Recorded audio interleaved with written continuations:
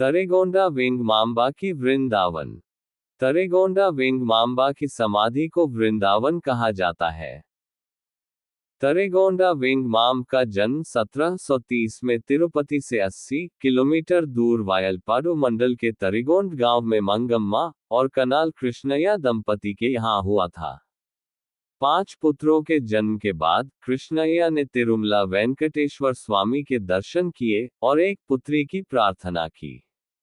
वेंकटेश्वर स्वामी की कृपा से जन्म लेने के कारण पुत्री का नाम वेंकम्मा रखा गया।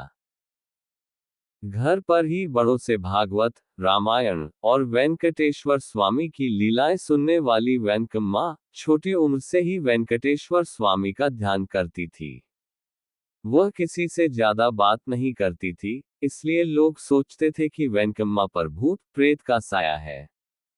12 साल की उम्र में वेंकम्मा का विवाह वेंकटाचलपति नामक युवक से कर दिया गया। कुछ दिनों बाद ही वेंकटाचलपति की मृत्यु हो गई, जिससे वेंकम्मा अपने गांव लौट आए। वेंकम्मा घर पर ही रहते हुए वेंकटेश्वर स्वामी का ध्यान करती थी। वह वेंकटेश्वर स्वामी के बारे में कीर्तन रचती थी और उन्हें सुरीले स्वर में गाती थी। वेंकम्मा की भक्ति को देखकर सभी उसे आदर पूर्वक वेंगमाम कहने लगे। इस प्रकार वेंकम्मा वेंगमाम के नाम से प्रसिद्ध हुई। वेंगमाम प्रतिदिन तरीगोंड गांव में हनुमान मंदिर में स्थित नरसिंह स्वामी की पूजा करती थी, उन्हें तुलसी और फूलों की माला अर्पित करती थी और उनका ध्यान करती थी। वहां के हनुमान मंदिर के पुजारी को यह सहन नहीं होता था। एक दिन पुजारी ने वेंगमाम से क्रोधित होकर कहा, तुम किसी पवित्र स्थल पर जा सकती हो, हमेशा यहाँ रहकर हमारे जीवन को क्यों परेशान करती हो। पुजारी ने वेंगमाम को गुस्से में बाल पकड़कर मंदिर से बाहर निकाल दिया। वेंगमाम के गुस्से से पुजारी डर गया और उनके पैरों में गिरकर माफी मांगने लगा। वेंगमाम शांत हुई और पुजारी की बात को दैवी प्रेरणा मानते हुए तिरुमला जाकर वहां बसने का निश्चय किया। उस समय वेंगमाम की उम्र 21 वर्ष थी। तिरुमला पहुंचने पर वेंगमाम ने वेंकटेश्वर स्वामी के दर्शन करते हुए, ध्यान करते हुए और कीर्तन गाते हुए समय बिताना शुरू किया। वेंगमाम के निवास के लिए वेंकटेश्वर स्वामी ने अपने भक्त आत्मा रामदासु के माध्यम से एक झोपड़ी बनवाई। वेंकटेश्वर स्वामी की रसोई से वेंगमाम को आवश्यक भोजन सामग्री मिलती रही।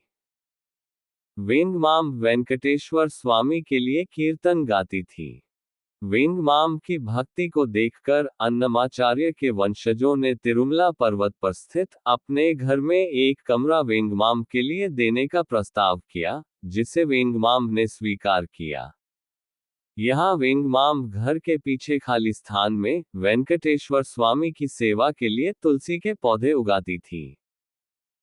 उन्होंने स्वामी के लिए पुष्पों और तुलसी की मालाएं बनाने का संकल्प लिया और इसके लिए एक बगिया लगाने हेतु एक कुएं की खुदाई शुरू कर दी। कुएं की खुदाई के दौरान एक बड़ी शिला बाधा बन गई। वेंगमांबा ने उस शिला की पूजा की और गंगा देवी से प्रार्थना की। उनकी प्रार्थना से शिला 2 भागों में विभाजित हो गई और वहां से पानी बहने लगा। इस पानी से उन्होंने बगीचे की सिंचाई की और प्रतिदिन स्वामी के लिए पुष्प तथा तुलसी की माला तैयार कर अर्पित की। आज भी तिरुमला तिरुपति देवस्थानम के सेवा भवन के सामने वेंगमांबा द्वारा खुदवाए गए कुएं को देखा जा सकता है। इस समय ब्रिटिश सरकार ने अक्काराम दीक्षित को वेंकटेश्वर स्वामी मंदिर का मुख्य पुजारी नियुक्त किया। अक्काराम दीक्षित का घर वेंगमाम के तुलसी बगीचे के पास था। अक्काराम दीक्षित वेंगमाम से ईर्ष्या करते थे क्योंकि भक्त उन्हें अधिक सम्मान देते थे। अक्काराम वेंगमाम के तुलसी बगीचे में कचरा फेंकते थे। वेंगमाम ने कई बार उन्हें समझाया, लेकिन वह नहीं माने। एक दिन जब वेंगमाम ध्यान कर रही थी, अक्काराम दीक्षित ने जानबूझकर उनके बगीचे में कचरा फेंका।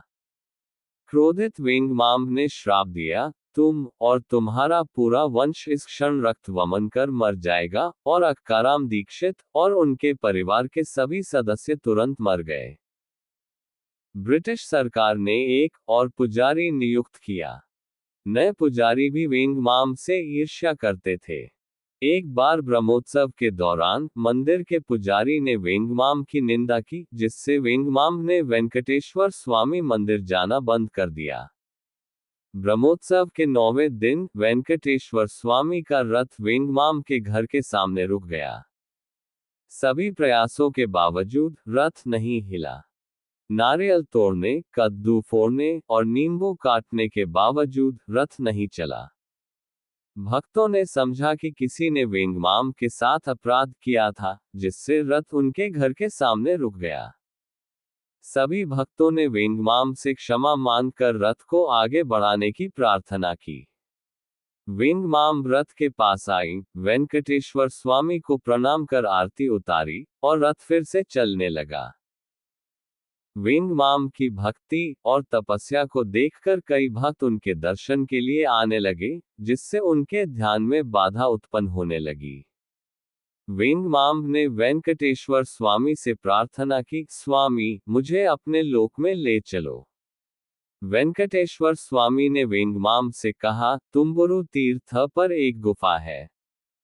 वहां रहो, जहां कोई तुम्हें न देख सके। हर रात सुरंग मार्ग से मेरे मंदिर आकर मेरी पूजा करो। वेंगमाम ने वेंकटेश्वर स्वामी के निर्देशानुसार तुम्बुरु तीर्थ की गुफा में निवास किया और हर रात मंदिर आकर वेंकटेश्वर स्वामी की पूजा की। मंदिर के पुजारियों ने देखा कि रात में रखी पूजा सामग्री सुबह गायब हो जाती है।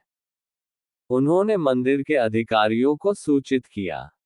अधिकारियों ने कहा, कई दिनों से वेंगमाम दिखाई नहीं दे रही है।